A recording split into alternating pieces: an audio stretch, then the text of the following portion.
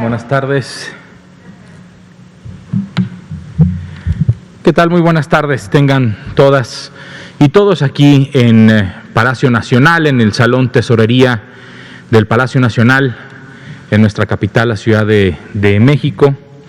Hoy es jueves 13 de mayo, son las 19 horas con un minuto y como prácticamente todos los días estamos aquí para presentar el informe epidemiológico de la situación que guarda la epidemia de la COVID-19, esta enfermedad causada por el virus SARS-CoV-2, que ya tiene pues más de un año aquejando a todo el mundo con diferentes intensidades, diferentes formas de manejo, de tratamiento, con muchos aprendizajes, muchas lecciones aprendidas alrededor del mundo y pues también afortunadamente ya contando con una vacuna, con un medio preventivo específico para el virus.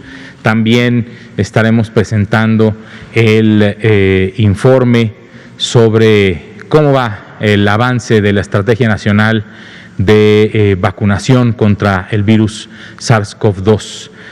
También presentaremos un elemento nuevo de comunicación que se agrega, así como la vacuna se agregó como un elemento preventivo a la enfermedad, a estas medidas básicas de prevención contra el virus SARS-CoV-2, pues también tenemos diferentes elementos de comunicación con las personas. También estaremos viendo y escuchando a diferentes personas que nos han compartido sus dudas a través de el correo electrónico buzon.covid@salud.gov.mx.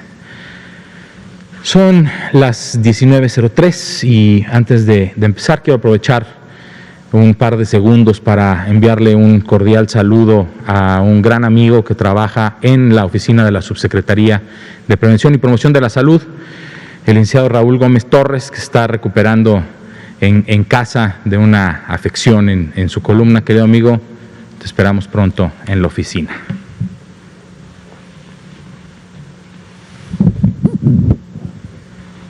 Vamos a dar inicio con el informe técnico. El doctor López-Gatell se estará acompañando con nosotros, nos estará acompañando, espero que en algunos minutos, si la reunión en la que está ahorita con el señor presidente de la República le permite. Si no, me instruyó a que llevara y condujera por completo la conferencia de prensa. Veamos cómo va, ¿no?, esta curva epidémica que continúa en descenso, con una disminución del 13% en el reporte y notificación de casos estimados conforme a la semana inmediata anterior.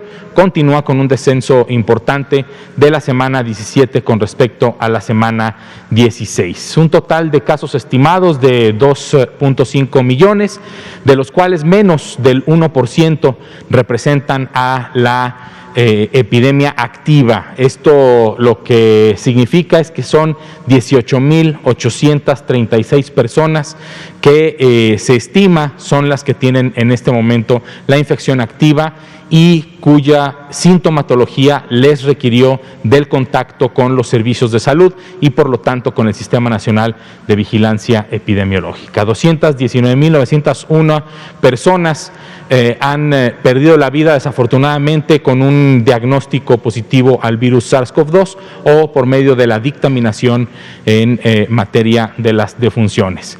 Afortunadamente, y las noticias que son buenas y que se agregan a los aprendizajes que como autoridades sanitarias a nivel mundial, pero también los aprendizajes que hemos tenido como sociedad, se agrega que tenemos 9.8 millones, 9.861.173 personas en nuestro país cuentan con un esquema completo de vacunación.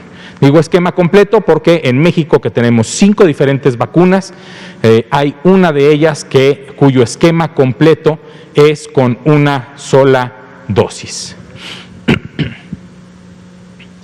Sobre la hospitalización, una disminución del 84% de lo que significa el reporte del día de hoy con respecto al punto máximo de la segunda ola epidémica.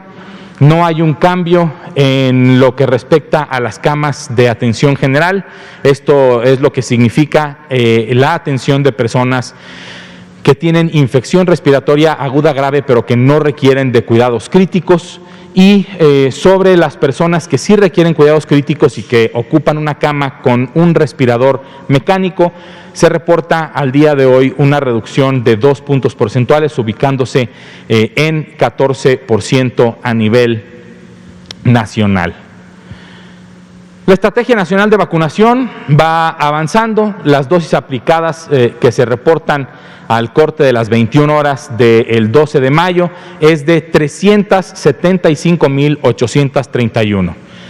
Al día de ayer, en una sola jornada, se aplicaron 375.831 dosis de vacuna. Esto lo que nos completa ya son prácticamente 22 millones de dosis aplicadas que se reportan en el sistema, exactamente 21.986.456 dosis de vacunas aplicadas en nuestro país. Estas prácticamente 22 millones de vacunas se han aplicado a un total de 14.673.000, doctor López-Gatell, buenas tardes, 673.682 personas que se dividen en los diferentes grupos poblacionales a los que se han aplicado las vacunas. Personal de salud, se han aplicado a 1.074.350 personas que trabajan en el Sistema Nacional de Salud en todos los ámbitos, público, social y privado. Sobre personal educativo, 1.511.131 personas del personal docente de nuestro país, también de educación pública y privada, han sido vacunadas. En este grupo poblacional específicamente se ha destinado la vacuna cuyo esquema completo es de una sola dosis. De personas 60 años y más, personas adultas mayores, tenemos la fortuna ya de haber cubierto al menos con una dosis de vacuna a 10.704.770 personas, y una vez que se ha iniciado el proceso de vacunación de personas del grupo de edad de 50 a 59 años, se han vacunado hasta el momento 1.383.431. Recordar lo que se ha mencionado en reiteradas ocasiones, el hecho de que en este momento el grupo de edad en el que más énfasis se hace es en el de 50 a 59 años, no significa que las personas adultas mayores que por cualquier situación no hayan recibido su primer dosis o no hayan iniciado su esquema de vacunación, lo pueden hacer en este momento, se pueden acercar a los centros de vacunación en sus municipios o alcaldías para recibir su vacunación para protegerles contra el virus SARS-CoV-2. El día de hoy, 13 de mayo, arribaron 585.000 dosis de la vacuna Pfizer-BioNTech. Se recibió por la mañana este embarque en el Aeropuerto Internacional de la Ciudad de México. Asimismo, se liberó el día de hoy, 13 de mayo, un total de 203.290 de la vacuna del laboratorio CanSino, la vacuna Convidecia. Y en total, en México, hemos recibido 28.925.575 dosis de vacuna distribuido en las 5 diferentes vacunas que aplicamos en la Política Nacional de Vacunación para la protección contra el virus SARS-CoV-2 en México, que son la vacuna Pfizer-BioNTech, 12 millones recibidas, AstraZeneca 4.6 millones, Sinovac 6 millones, Sputnik V 1.9 millones y CanSino un total de 4.3 millones, 4.280.000 dosis. Durante la presente semana se habrán recibido o liberado un total de 2.121.890 dosis de vacuna contra el virus SARS-CoV-2 de el laboratorio Pfizer y el laboratorio CanSino, un total de 2.12 millones de dosis. Recuerden, por favor, estos 2 elementos importantes de comunicación que están a disposición de usted que está en su casa ahorita viéndonos y escuchándonos, el centro de atención telefónica específicamente para información sobre la vacuna contra el virus SARS-CoV-2 y también el sitio de internet vacunacovid.gov.mx, en donde usted podrá encontrar información veraz y certera para informarse sobre el proceso de vacunación, cuáles son las vacunas que están disponibles, cuáles son los potenciales eventos adversos que pueden dar al momento de aplicarse una vacuna, toda la información que está a su disposición en la página vacunacovid.gov.mx. Y a estos 2 elementos de comunicación se agrega un asistente virtual, un chatbot, un asistente virtual que tomándole una foto a este código QR con el apoyo de WhatsApp, de Facebook y de Auronix, que fueron quienes diseñaron en conjunto con la Secretaría de Salud a través de su líder en materia de políticas públicas, Salomón Waldenberg, a quien le agradecemos mucho su trabajo a él y a todo su equipo para poder generar este chat. El doctor Armando Bacuno, misma mecánica que con su sana distancia, tomar la fotografía o guardar el número 56 17 13 05 57 y escribir la palabra hola para empezar a chatear. Ahí va a empezar una serie de opciones que usted tendrá para saber cuál es la información que usted requiere para que pueda este robot, este chatbot, darle las respuestas, llevarlo a vacunacovid.gov.mx o decirle cuándo le tocaría su vacuna, etcétera. Es otro elemento de comunicación con usted, porque lo que nos interesa es que usted en casa tenga la mejor información. Con este asistente virtual de mensajería tenemos al momento 4 elementos básicos de comunicación con la población, que es lo más importante. Vacunacovid.gov.mx, el centro de atención telefónica para vacuna COVID, 55 36 84 03 70, el correo electrónico buzon.covid@salud.gov.mx y ahora el asistente virtual de mensajería que se puede descargar para la aplicación WhatsApp y que en muy poco tiempo también estará disponible para alguna otra plataforma de mensajería. Muchas gracias. Muchas gracias, doctor Ricardo Cortés. Son las 19:14 de este jueves 13 de mayo y hoy queremos destacar precisamente esto último, la importancia de tener una comunicación bidireccional, del gobierno al pueblo, del pueblo al gobierno. Nos interesa que todas las personas se involucren en este proceso en la medida de sus necesidades, de sus inquietudes y que externen inquietudes, comentarios, preguntas, opiniones. Recuerden que las opiniones que se vierten o las preguntas que se vierten en el buzón covid@salud.gov.mx son precisamente las que alimentan nuestro programa de preguntas al público, que hoy tenemos videos, ¿verdad? Y hoy vamos enseguida a comentar. Pero quise enfatizar esto. Ahora, a continuación, verán ustedes las preguntas que hacen las personas, nos mandan sus videos, nos mandan sus audios, y las que consideramos que pueden ser de mayor utilidad pública, que pueden representar las inquietudes de una gran cantidad de personas, las ponemos aquí como preguntas abiertas y las respondemos. Vamos a pasar a esta sección, si son tan amables de pasarnos los videos. Hola, buen día. Soy Gloria Flores de Villahermosa, Tabasco, y mi pregunta es la siguiente.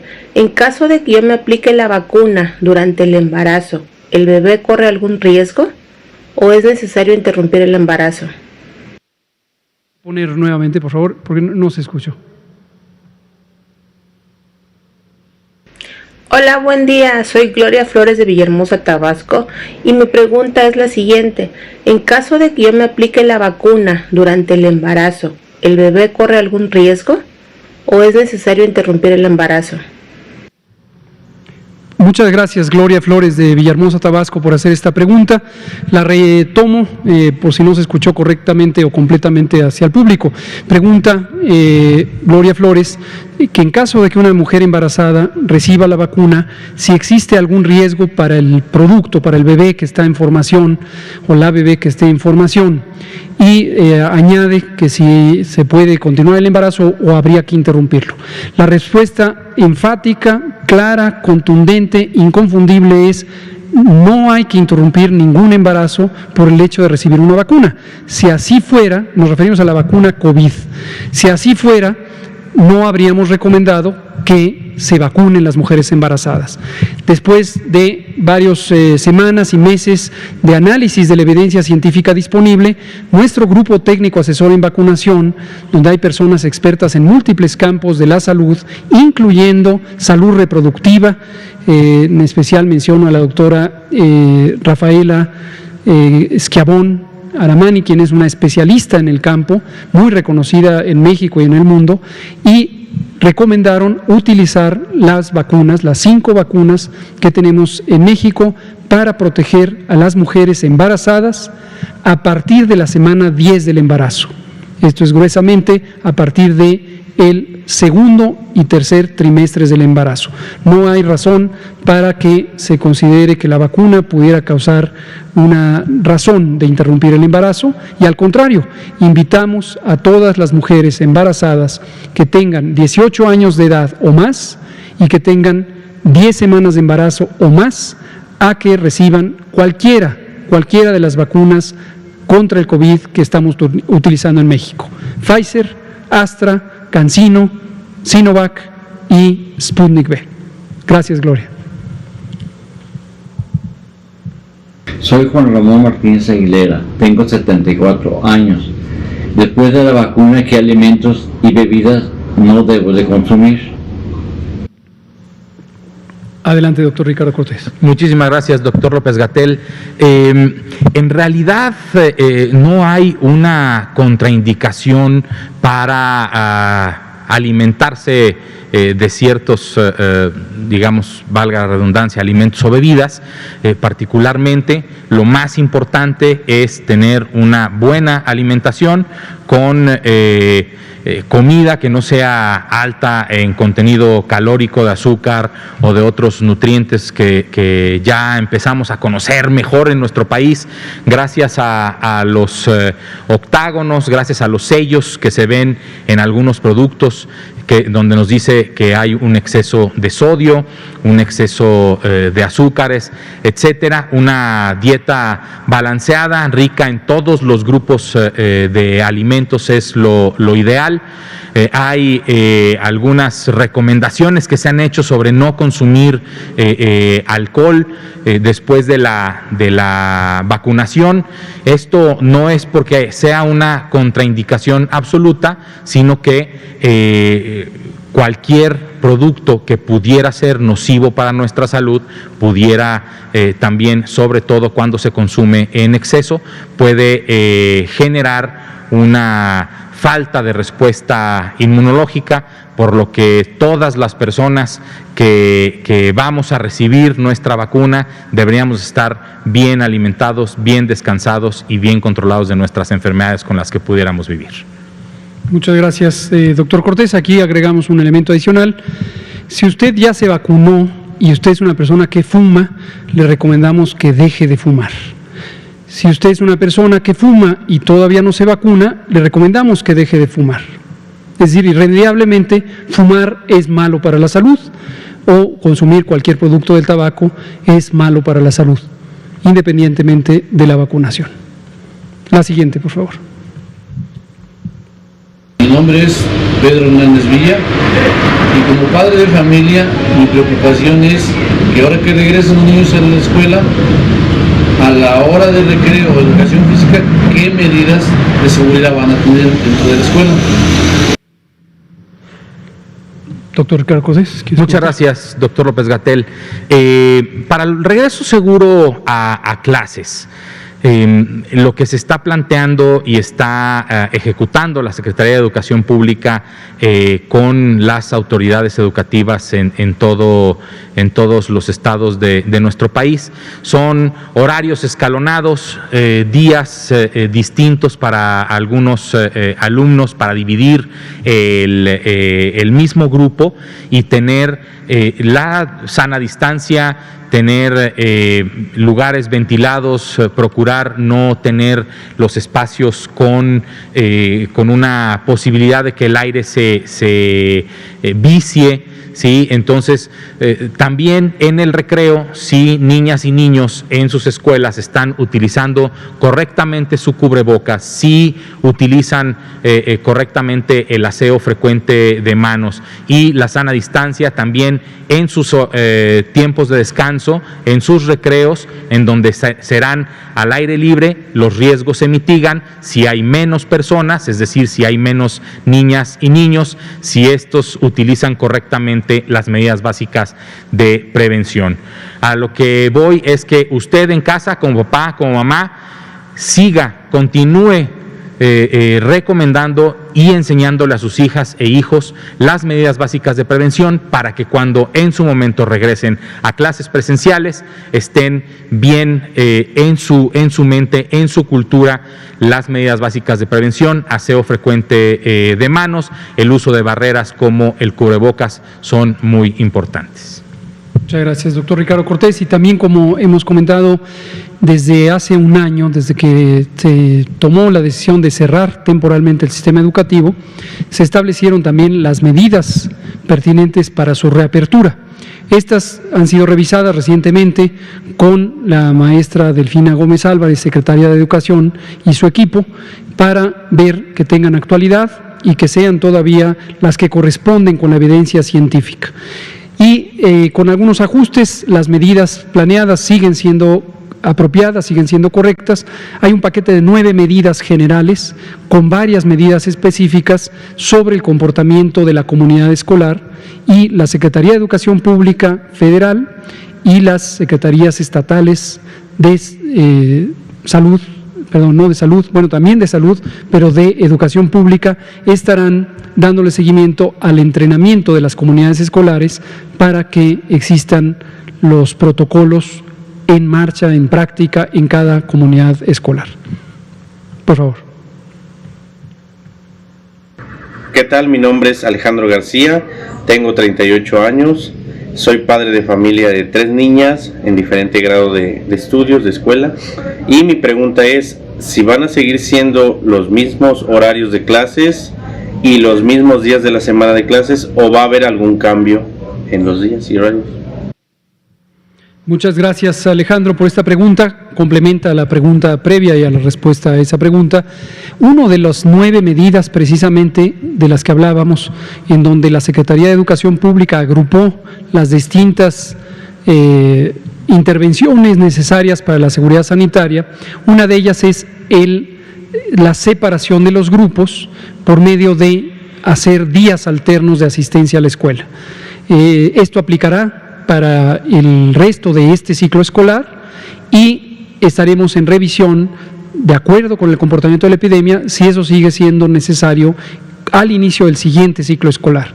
Pero por lo pronto, aquellas entidades federativas que abran sus escuelas tendrán que seguir esta manera, esta modalidad en donde la mitad del grupo va lunes, miércoles, viernes, la otra mitad va lunes y miércoles, la otra mitad va martes y jueves, y el viernes hay una modalidad escalonada también para la asistencia. Esto se irá explicando en cada entidad federativa conforme va abriendo y en cada comunidad escolar, y pedimos que estén atentas y atentos a las indicaciones que vaya dando la Secretaría de Educación Pública, que han estado en todo momento respaldadas por la Secretaría de Salud.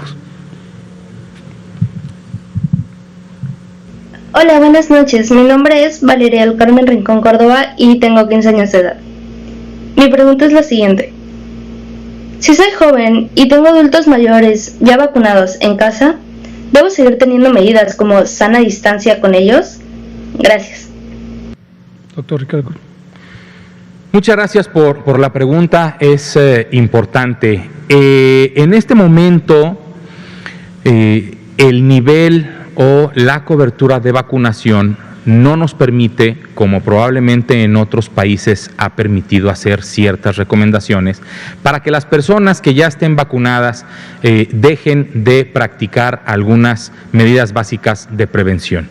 Sin embargo, dentro de la misma casa, es decir, si nosotros en casa vivimos con personas adultas mayores a las que les hemos cuidado durante todo este año, teniendo algunas medidas como sana distancia, a pesar de vivir con ellas y ellos en nuestros hogares, las personas que ya recibieron un esquema completo de vacunación y que viven dentro de su casa con otras personas que no se han vacunado, las personas adultas mayores ya se pueden considerar como protegidas y pueden tener una vida un poco más normalizada a como estábamos acostumbrados antes dentro de su familia.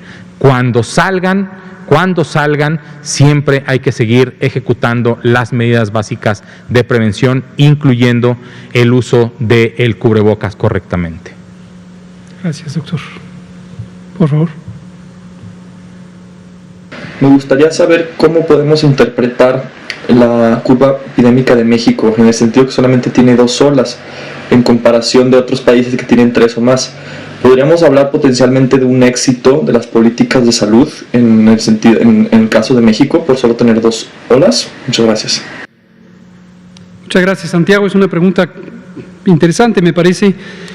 Cada ola epidémica o cada curva epidémica de los países, lo mismo que al interior de los países en los estados o provincias, tiene formas, tamaños, duraciones diferentes. Esto creo que todos y todas lo hemos notado. Aquí periódicamente hemos presentado curvas epidémicas de los distintos estados nacionales, de los distintos países y también de las 32 entidades federativas de nuestro país. Y es muy notorio que son distintas en tamaño, distintas en longitud, el número de oleadas que tiene. Algunas tienen 2 jorobas, algunas 1, otras 3, otras 4. Y ciertamente la pregunta que hace Santiago Castillo es una pregunta científicamente relevante. ¿Qué explica que se comporte así? Hay países, por ejemplo, que tienen poblaciones de tamaño semejante o ingresos de tamaño semejante, territorios de tamaño semejante, comportamientos sociales más o menos semejantes y sin embargo tienen curvas considerablemente diferentes. De modo que interpretar la calidad del control o la capacidad de control epidémico solamente con base en la curva epidémica no parece ser lo más conveniente. Es alentador cuando un país entra en una fase prolongada de reducción de la epidemia, como lo tenemos ahora mismo en México, casi 17 semanas de reducción de la epidemia en todos sus indicadores. También es alentador considerar que hemos tenido solamente 2 oleadas epidémicas o 2 olas epidémicas en vez de 3 como algunos países o 4 como varios otros. Es alentador también ver que el tamaño de nuestras oleadas epidémicas no es de tanta amplitud como lo hay en otros países. Pero, insisto, no existe una relación directa entre las medidas que se implementan y la forma de la curva o la cantidad de olas que tiene la curva. Tampoco en el tipo de intervenciones, y esto es interesante. Hay algunas intervenciones que han ganado enorme popularidad en el mundo, desde luego tienen una razón de ser y una utilidad, y sin embargo, los porcentajes de uso de esas intervenciones en la población tampoco se correlacionan con la cantidad de olas, el tamaño de las olas o la duración de las olas. Una, por ejemplo, es el famoso cubrebocas, medida auxiliar muy útil para prevenir la salida de los virus, medida menos útil, como hemos dicho N veces, para resistir o limitar la llegada de los virus, pero definitivamente sí la salida. Cuando uno compara algunas estadísticas que se han tomado en el mundo sobre porcentaje de personas que usan consistentemente el cubrebocas y la calendarización de las oleadas epidémicas, o bien países que han hecho obligatorio el uso de cubrebocas, uno no encuentra relación estadísticamente demostrable entre el uso de cubrebocas, ya sea el porcentaje o la naturaleza obligatoria del cubrebocas, y las dimensiones de la curva epidémica. Entonces, en conclusión, la curva epidémica es un instrumento muy útil para monitorear el curso de la epidemia, desde luego para orientar la necesidad de ciertas intervenciones o del ajuste en las intervenciones, tanto las individuales como las colectivas, pero posiblemente es menos útil como un indicador de evaluación del manejo de la epidemia o de los resultados que se obtienen con ciertos modelos de manejo de la epidemia. Da para todo un seminario lo que ha planteado Santiago Castillo. Gracias, Santiago. Por favor. Hola a todos, mi nombre es Francesco, vivo en Mérida, Yucatán, y tengo la siguiente pregunta. Durante más de 20 años he sido donador de sangre y plasma, sin embargo nunca he podido donar plaquetas ya que mis niveles siempre han estado por debajo de los valores de referencia. ¿Existe alguna contraindicación para recibir la vacuna COVID? Muchas gracias por la respuesta y saludos. Muchas gracias, Francesco. Aquí hemos preferido no dar opiniones o comentarios generales a partir de casos específicos para evitar que personas que pudieran tener alguna condición de salud semejante interpreten que la recomendación es de acceso universal. Entonces, tendríamos que conocer exactamente cuál es la razón por la que usted tiene plaquetas persistentemente bajas. Algunas, pocas, podrían ser razones suficientes para recomendarle diferir la vacunación o abstenerse de tenerla, o bien usar ciertas vacunas y no otras. Muy poco probable que haya alguna indicación como tal, pero preferimos abstenernos de hacer un comentario sobre una situación específica que desde luego desconocemos. Lo que sí le recomendamos es comente con el médico o la médica que le atiende sobre su condición de salud. Si a nadie le ha atendido sobre esto, recomendamos que sea evaluada su condición de salud y que haya una recomendación médica directa, conociendo su caso específico. Pero gracias por la pregunta.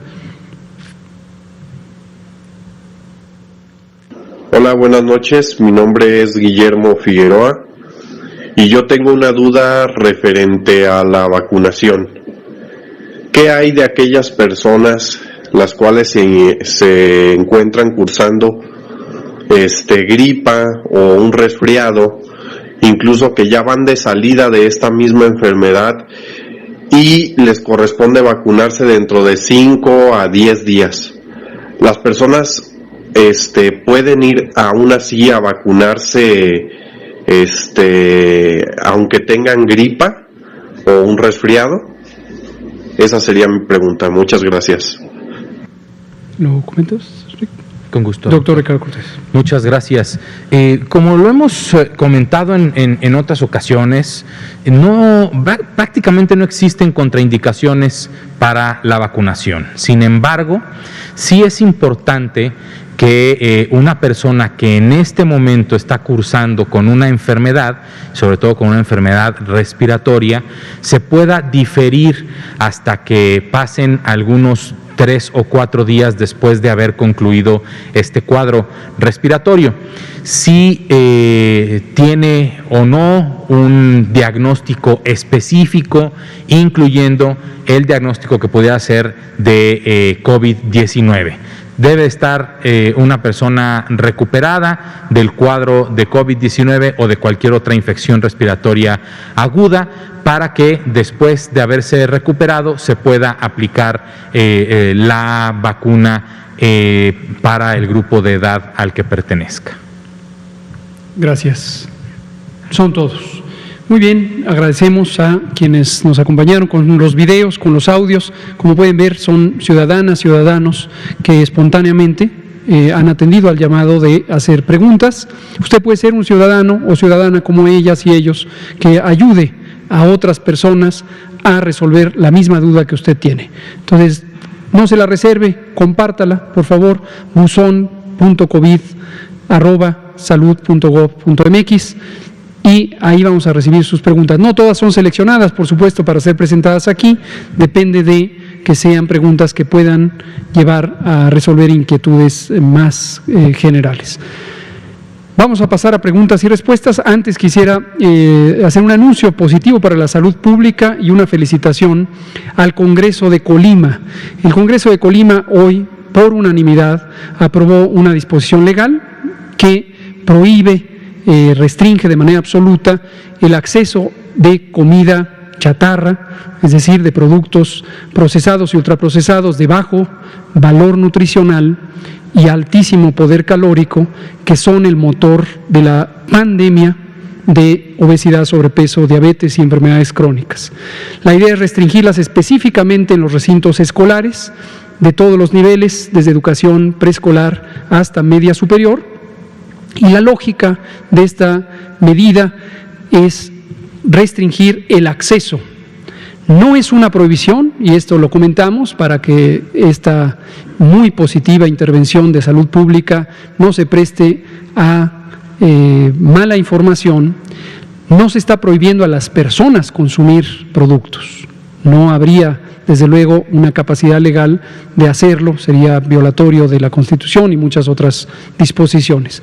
Pero definitivamente sí es una responsabilidad de la autoridad restringir el acceso a los espacios escolares, en particular para la niñez y la juventud, de estos productos que la ciencia ha probado de manera muy clara son el motor de las enormes epidemias de enfermedades crónicas, diabetes, obesidad, sobrepeso, etcétera, que tanto han dañado a México, tanto han dañado al mundo.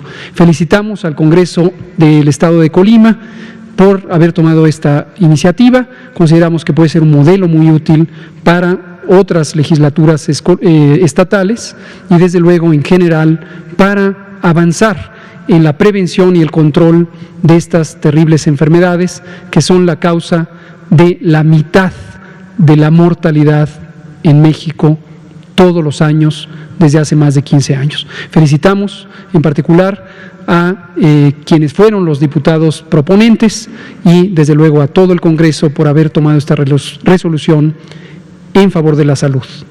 Muchas felicidades y muchas gracias. Vamos a pasar y empezamos con Arturo Contreras, de pie de página, que quedó pendiente ayer y creo que nos da tiempo para todas y todos. Gracias, buenas noches, Arturo Contreras, de pie de página. Ahora que mencionaban las preguntas de la gente sobre las medidas de regreso a clases, en Campeche ayer cerró una de las escuelas que regresó a clase y hace una semana también cerró una de las escuelas. Tengo entendido que el principal problema es que los maestros no son parte de esta comunidad, sino que se desplazan desde otros lugares y la gente tiene un poco de miedo al respecto. Entonces, saber qué medidas continúan en un lugar, ¿no? Después de que se abrieron las clases y se cierran las escuelas, si el protocolo, digamos, ahorita es en escuelas que son rurales, ¿no? Y que tienen una escuela o dos escuelas para la comunidad, pero ¿qué va a pasar en ciudades más amplias, ¿no? Donde hayan más de 2 escuelas, que empiecen a haber casos, si se podría detener completamente la apertura escolar. Eso es un tema. Y sobre el tema de las vacunas a mujeres embarazadas, nos preguntan si las mujeres lactantes pueden recibir la vacuna. Y nos comentan que en el centro de vacunación de la Colonia Roma, ¿no?, de la Escuela Benito Juárez, pidieron un ultrasonido para aplicar la vacuna a una mujer embarazada. Eso nos comentan vía redes sociales, no sé si pudieron revisarlo, nada más. Muchas gracias. Son preguntas muy importantes. Gracias, Arturo Contreras, de pie de página. Sobre escuelas, la continuidad de operaciones en escuelas o su cierre cuando aparecen casos o eventualmente brotes de COVID-19. En el caso de Campeche, que es la primera entidad federativa que logró tener un semáforo verde durante muchos meses y que se logró la vacunación del personal educativo, naturalmente fue la primera entidad que abrió sus escuelas. De una manera muy cuidada, el Estado de Campeche, y esto hemos agradecido la prudencia del gobernador Carlos Miguel Aiza, de su secretario de Salud, el doctor González, y también de su secretario de Educación, el doctor Cocambriz, tomaron las decisiones de tener una apertura escalonada y ordenada. Entonces tuvieron un primer bloque de 136 escuelas, mayormente en comunidades rurales, que llevaban más tiempo en buen control, pero que además, por ser dispersas, tenían menor riesgo de contagio. En Campeche se da una situación peculiar. Efectivamente, la comunidad educativa reside mayormente en la zona norte del estado, porque es donde se forman estas personas, mentoras, mentores, y se desplazan al resto de las comunidades y municipios del estado. Esto ha llevado al estado a considerar que cuando ocurre un brote en una escuela, se trata de un asunto de salud pública no solamente local, sino potencialmente de todo el estado.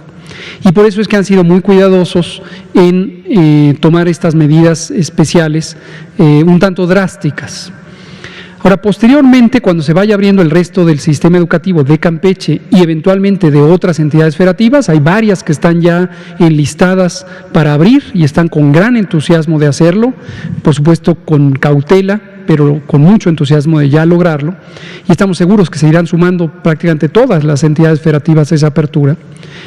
Cuando ya ocurra esto, va a ser un escenario más complejo, porque sí, efectivamente tendremos escuelas pequeñas, medianas, grandes, rurales, suburbanas, urbanas, de los distintos niveles educativos, y si se tomara un criterio general de cerrar una escuela porque ocurre un caso, se volvería completamente impráctico el curso del ciclo escolar.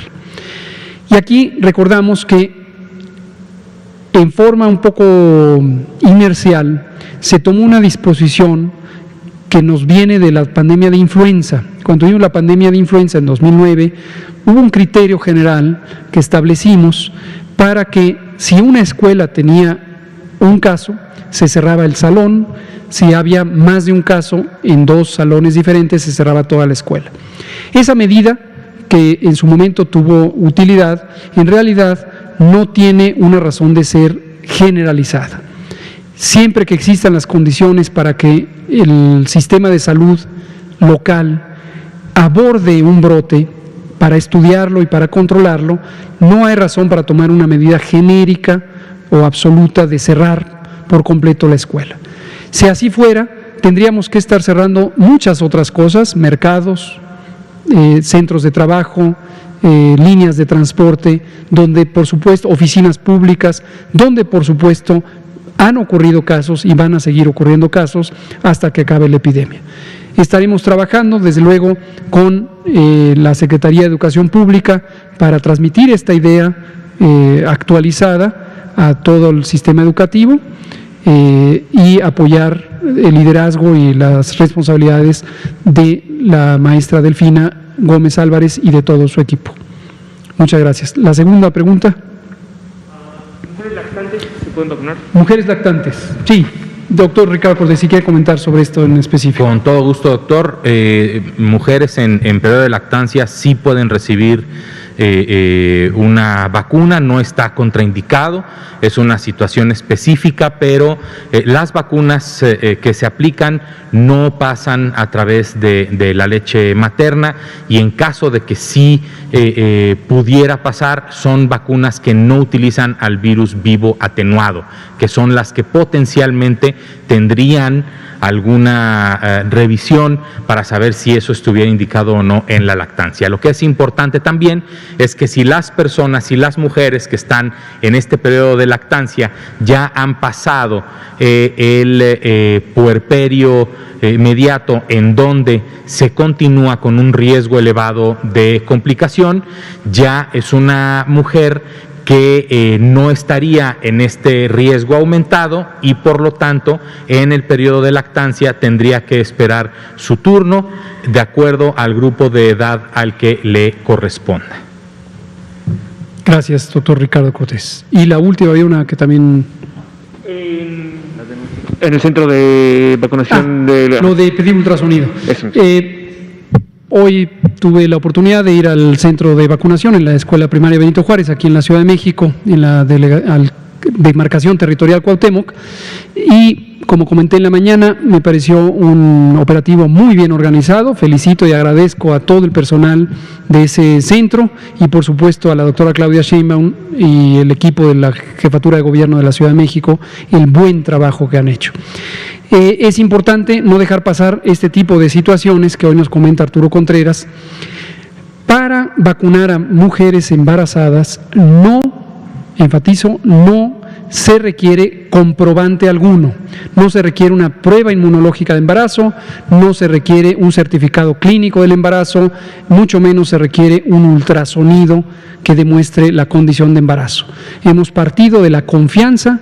El gobierno confía en el pueblo sabemos que actúa bien y actúa solidario, actúa generoso y obviamente con integridad. Entonces, pedimos por favor a todas las vacunadoras y vacunadores y coordinadoras de los centros de vacunación del operativo Correcaminos, por favor absténganse de pedir requisitos de comprobación de la condición de embarazo, y hay que lograr que todo el personal esté familiarizado con este criterio y sobre todo con este sentido general de confianza en el pueblo de México. Muchas gracias, Arturo. Juan Hernández, Periódico Basta, nos seguimos con usted, con Janet y terminamos. Buenas noches. Juan Hernández, de Diario Basta y de Grupo Cantón. Hace un año dábamos a conocer aquí que México enfrentaba una segunda pandemia, que incluso le pregunté qué era la pandemia de las fake news, y también le había preguntado que si la infodemia mata. Y me refiero precisamente ahorita a lo que está presentando aquí del chatbot. ¿Cuántas herramientas ustedes han presentado precisamente? Porque cada vez que empieza a haber una situación de una fake news, una situación que expone en riesgo a la población, toman una medida. Estaba la página de base de coronavirus y le fueron ampliando.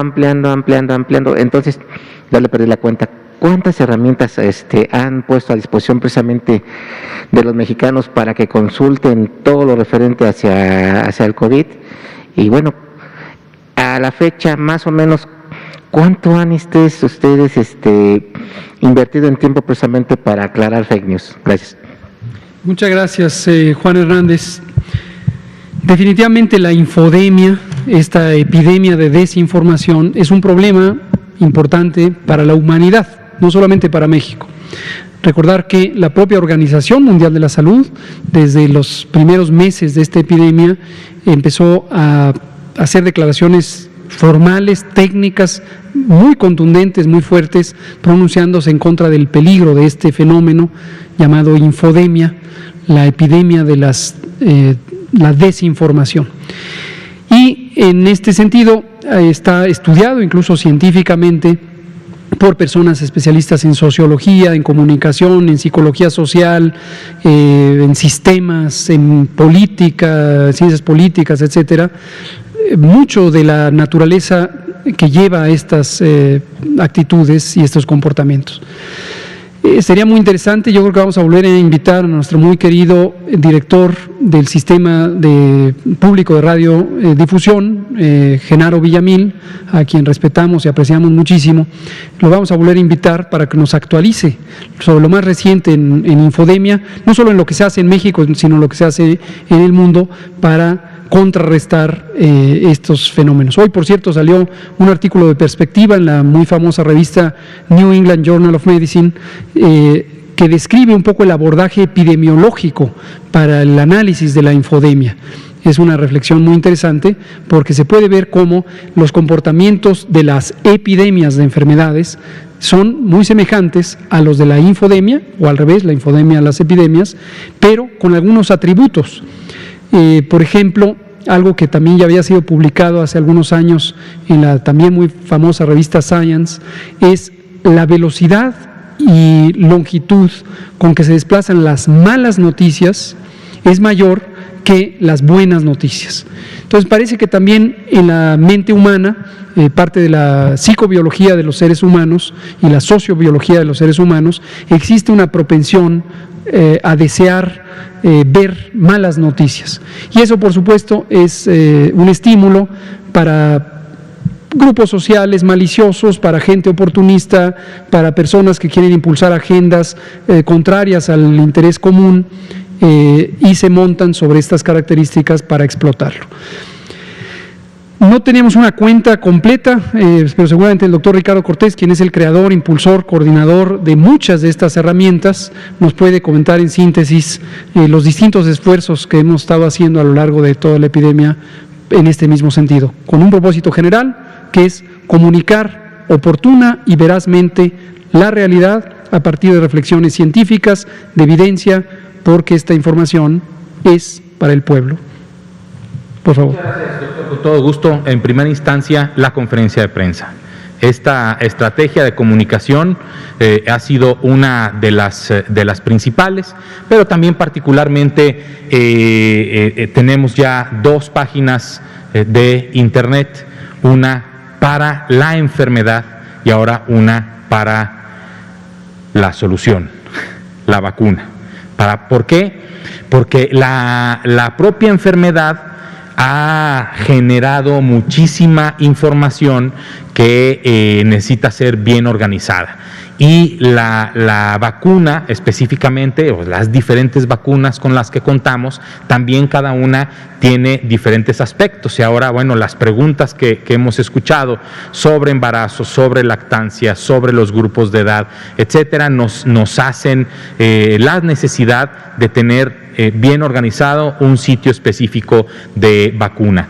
También hemos tenido ya 2 centros de atención telefónica, ¿sí? Uno cuando las dudas principales eran sobre la enfermedad, entonces se capacitó al personal de este centro de atención telefónica sobre en dónde encontrar las respuestas a las preguntas que la gente tenía, sobre respuestas comunes a preguntas comunes, y también hacemos la misma estrategia ahora para la vacunación. Y lo mismo con los 2 asistentes virtuales. En primera instancia, Susana a distancia con su asistente virtual personalizado, y ahora presentando esta estrategia con el doctor Armando Vacuno, en donde este personaje les responderá y les llevará a los lugares en donde encontrarán la mejor información. Entonces lo que generamos son diferentes canales de comunicación, ahora incluyendo también el buzón.covid, el correo electrónico, y nuestra vigilancia de preguntas frecuentes a través de las redes sociales, el monitoreo de las preguntas que hacen las personas en nuestras diferentes redes sociales, la red de la Secretaría de Salud, que tiene un amplísimo número de seguidores y seguidoras, que coordina la Dirección General de Comunicación Social y nos comparte preguntas frecuentes para dar respuestas y también alimentar este tipo de herramientas, pero también el resto de redes sociales específicas de la Dirección General de Promoción de la Salud, de la Subsecretaría de Prevención y Promoción de la Salud, etcétera, de todo el gobierno. Y también, particularmente, pues las preguntas que ustedes nos hacen, que también son la voz de las personas, a través de ustedes nos sirven para ir retroalimentando el resto de herramientas que tenemos. Muchas gracias, doctor Cortés. Janet, por favor, por cierto que ayer le dije que hoy vendría el doctor Kersenovich, va a venir mañana. Entonces, aguánteme un día más y mañana vendrá. Ok, bueno, pero por el momento sí quisiera preguntarle si es posible, de acuerdo al avance que se ha tenido en la vacunación, ¿qué tanto, si ya tienen alguna fecha o aproximada, más o menos, en cuántas semanas tendremos que esperar en semáforo amarillo para pasar a semáforo verde? Habían comentado que la reapertura de las escuelas sería ya en semáforo verde. Entonces, de acuerdo a esto, aproximadamente, y al avance que ha habido, ¿cuántas semanas creen o que sería posible que quedemos todavía en este semáforo amarillo? Claro. Muchas gracias. La pregunta, desde luego, nos conecta con una aspiración que tenemos todas las personas, que es que lo más pronto posible desaparezca esta epidemia. Todos quisiéramos ver ese momento. La realidad es que, desafortunadamente, no se pueden hacer predicciones con ese grado de precisión, una fecha concreta o una... Lo que vemos es una tendencia de 17 semanas, casi 16 y media semanas de reducción. Eso alienta mucho a pensar que en todas las entidades federativas, que en este momento 31 están también en una reducción sostenida, se va a mantener esa tendencia de reducción. Cuando se vaya reduciendo, llegarán irremediablemente todas las entidades federativas a semáforo verde, y lo que hemos visto es que hay esa tendencia progresiva a la mejoría. Pero no estamos exentos de que en algún momento pudiera una entidad que ya estaba en verde regresar a amarillo, incluso una que está en amarillo regresar a anaranjado. Ojalá que nadie regrese a rojo, que reflejaría un estado de activación de la epidemia. Pero por más que todos quisiéramos tener una predicción puntual o aproximada que le atinara a un mes, a una semana o a un día, no hay ningún instrumento que permita saberlo de esa manera, ni en México ni en ninguna parte del mundo. Sí, muchas gracias, Janet. Vamos a... ¿Mande? Mañana entonces la otra pregunta. Terminemos con Óscar Sosa, no menos importante, por favor. Óscar Sosa de Enrate Digital. Mi pregunta es referente al número de parteras que existen en el país. Si ustedes dan una estrategia para poder comunicar con ellas para que manden el mensaje para todas estas personas que están en cinta, porque ahora con esa enfermedad de COVID se incrementó el número de partos mediante este uso y costumbre. Entonces, si están incluidas esa estrategia para que extiendan eso, porque nos mencionaba la doctora hace 2 días que se le iba a decir a los doctores para que se transmitiera el mensaje, pero muchos están asistiendo con parteras y en ese sistema tradicional. Se está incluyendo también esta información para que se pueda divulgar, por así decirlo, en las áreas rurales y donde hay difícil acceso a esas clínicas o hospitales que pueda haber. Muchas gracias. Y ojalá que logremos ampliar la disponibilidad de parteras en México. Este es un modelo muy interesante. Vamos a invitar nuevamente a la doctora Berdichevsky y a varias organizaciones sociales que por muchos años han estado trabajando en promover la partería en México. Tanto el concepto de partería tradicional, que es ancestral, es la forma tradicional, ancestral de atender partos, como las parteras profesionales que tienen una suerte de instrucción estructurada. Estos modelos de partería a lo largo de muchos años han sido despreciados, han sido olvidados, a pesar de que resuelven una cantidad muy importante de partos. No olvidemos que el nacimiento es un evento fisiológico, es un evento normal que ha ocurrido en el mundo por milenios. Y existen países, es interesante, países que le han dado la vuelta a la historia en ese sentido. Muchos países, por ejemplo en Europa occidental, tienen hoy modelos de atención del parto que son mucho más humanos, mucho más cercanos, mucho más naturales, se podría decir, con la habilitación y capacitación de parteras y la organización, por supuesto, esto es algo indispensable, de los mecanismos de referencia a atención especializada si es que existiera una complicación, ya sea en la madre o en los productos. Es algo con lo que hemos estado trabajando desde que empezó la administración. El COVID desde luego nos hizo desviarnos un poco, pero que estamos ya retomando para lograr ampliar la capacidad de partería. En atención a la pregunta concreta, tenemos algunos mecanismos de comunicación con comunidades, las distintas comunidades sociales. Uno muy importante es justamente el sistema de bienestar, que está territorialmente localizado en todo el país, y esto nos permite llegar a todas las distintas comunidades con mensajes claros.